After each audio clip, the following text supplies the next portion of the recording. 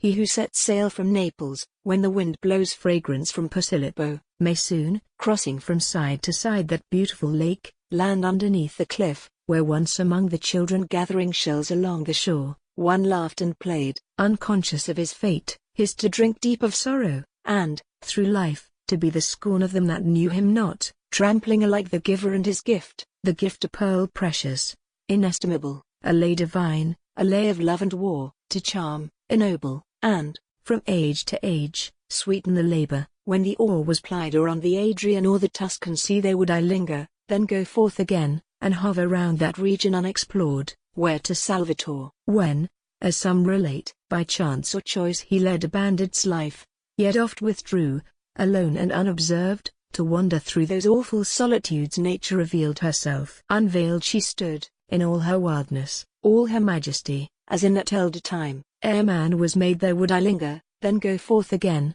and he who steers due east, doubling the cape, discovers, in a crevice of the rock, the fishing town, Amalfi.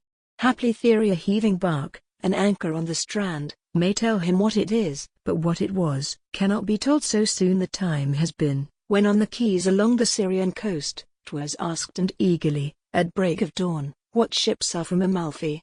When her coins, silver and gold, circled from clime to clime, from Alexandria southward to Sennaar, and eastward, through Damascus and Kabul and Samarkand, to thy great wall, Cathay. Then were the nations by her wisdom swayed, and every clime on every sea was judged according to her judgments. In her port prows, strange, uncouth, from Nile and Niger met, people of various feature, various speech, and in their countries many a house of prayer, and many a shelter, where no shelter was, and many a well, like Jacob's in the wild, rose at her bidding.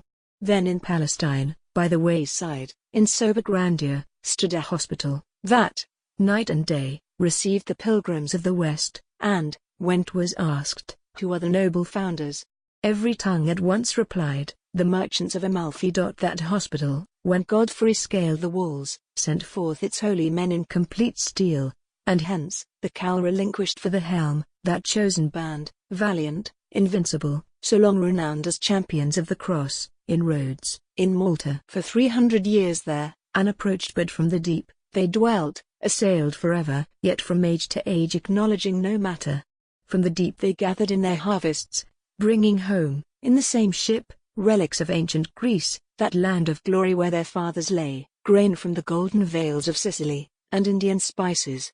When at length they fell, losing their liberty, they left mankind a legacy, compared with which the wealth of Eastern kings, what is it in the scale?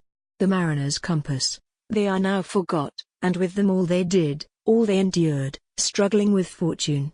When Sagadi stood on his high deck, his falchion in his hand, and, with a shout like thunder, cried, "Come forth, and serve me in Salerno." Forth they came, covering the sea, a mournful spectacle, the women wailing, and the heavy oar falling unheard.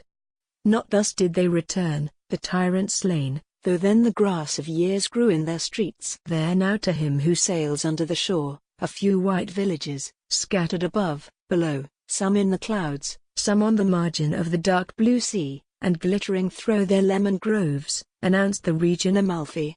Then, half fallen, a lonely watchtower on the precipice, their ancient landmark, comes.